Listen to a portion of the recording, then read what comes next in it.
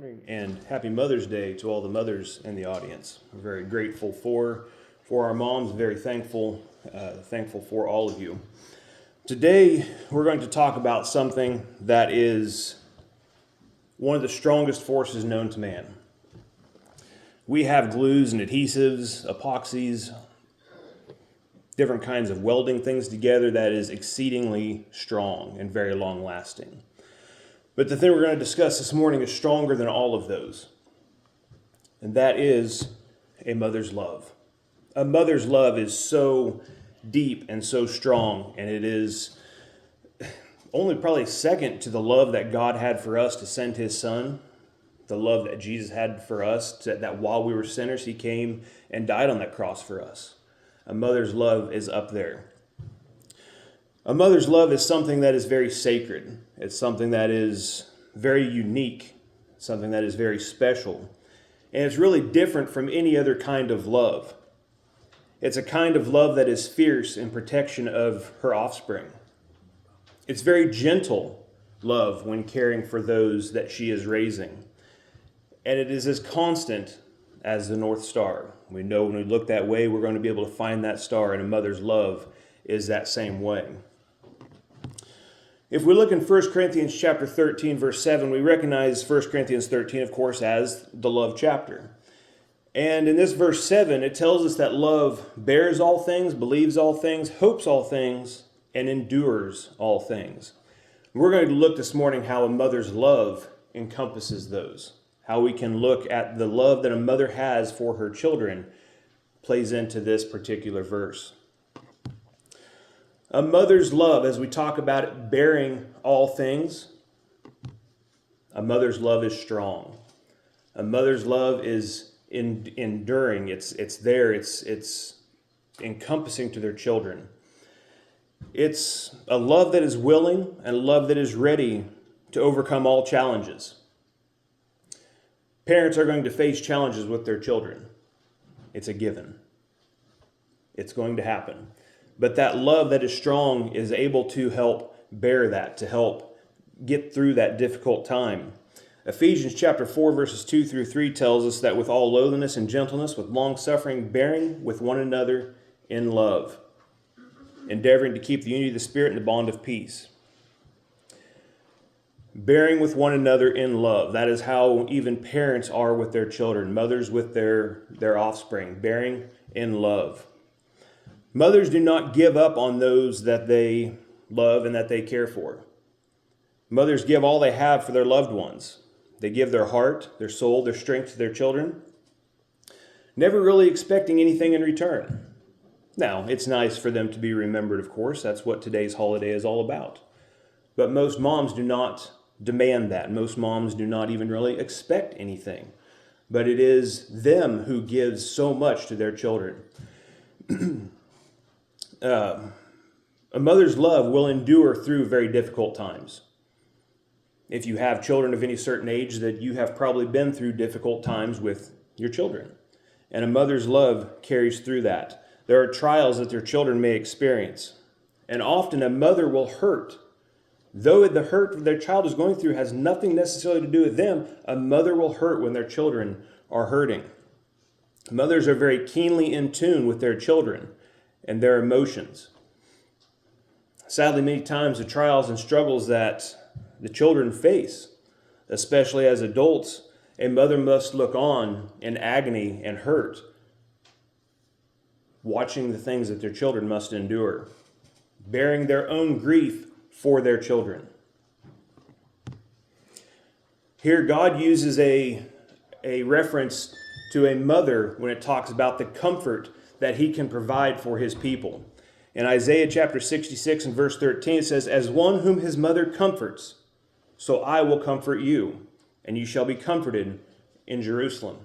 God looks at this and says, I will comfort you as a mother comforts those who she cares about. God uses this example of as a mother. He's telling that the comfort that he's going to provide for his people. God is loving. He's long-suffering. He's patient with his children. He cares for our needs. He is aware of and knows what we need even yet before we ask it. Matthew chapter 6 and verse 8 says that for your Father knows the things that you have need before you ask him. And in Matthew chapter 6 verses 31 and 32, therefore do not worry, saying, what shall we eat? What shall we drink? What shall we wear? For after all these things the Gentiles seek. For your heavenly Father knows that you need all these things.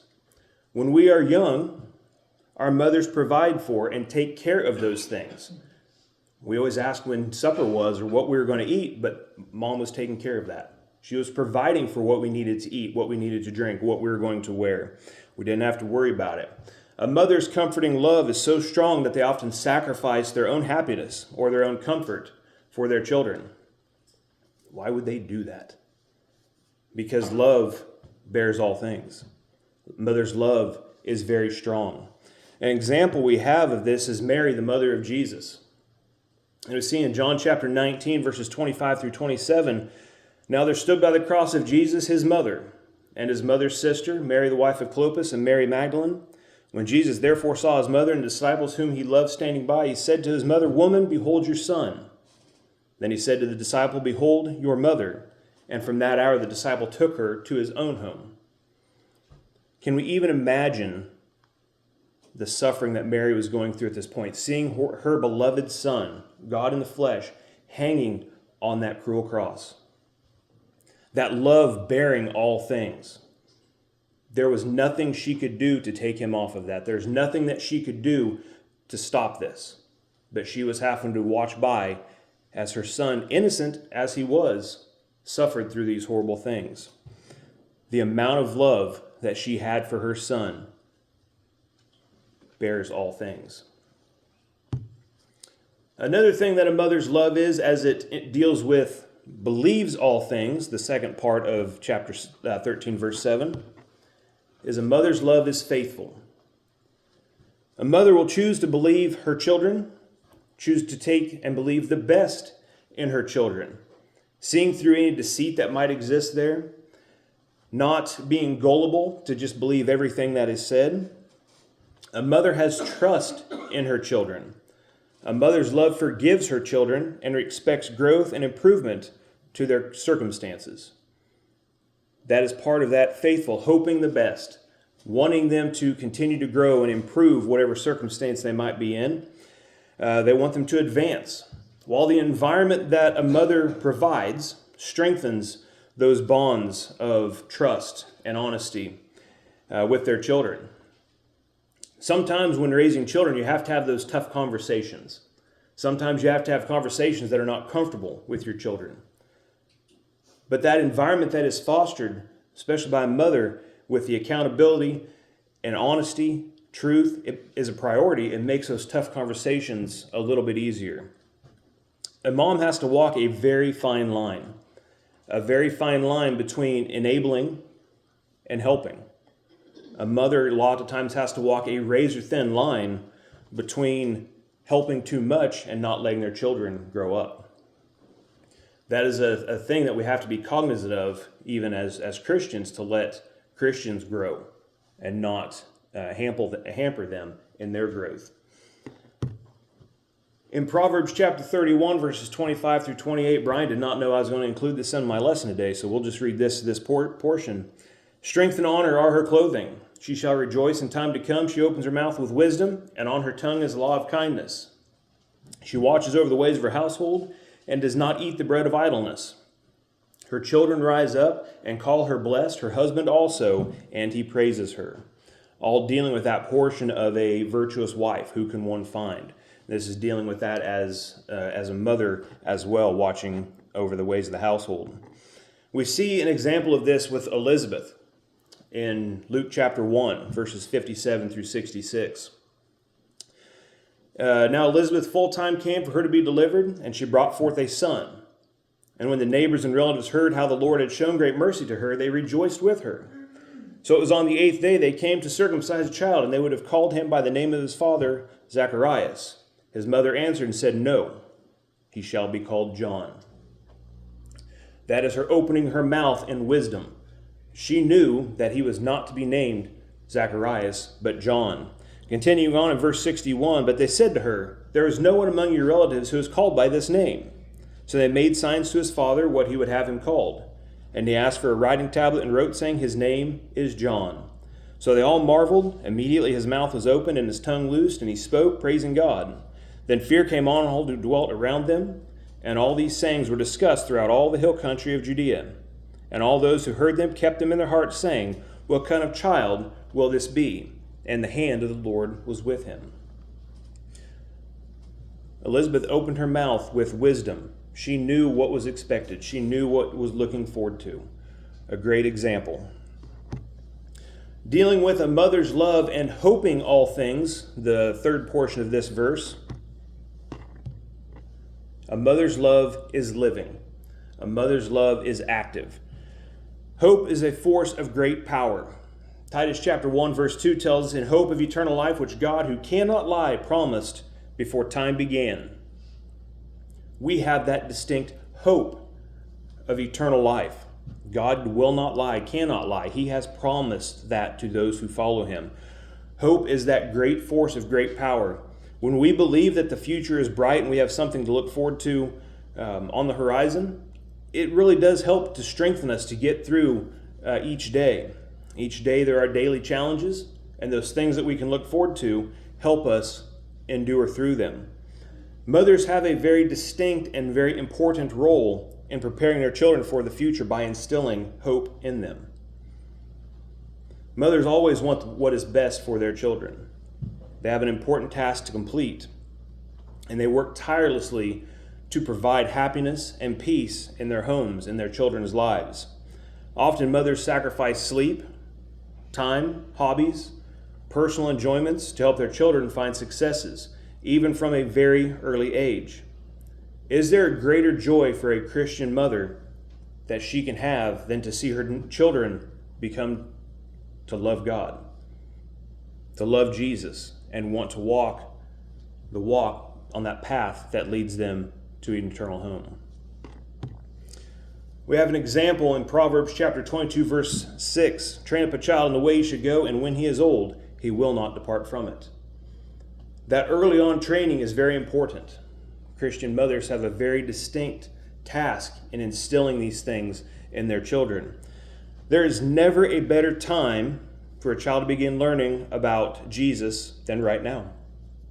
And really that applies to every age. If you are 80 years old and have never known Jesus, now is the perfect time to learn about him and to study about God's will. I am very thankful for the training that I received from my mom and dad, from my grandpa and grandma, from my early on Sunday school teachers, Gail Cole, there in Egra. I'm very grateful for that. Training up a child in the way he should go. When he's old, he will not depart from it.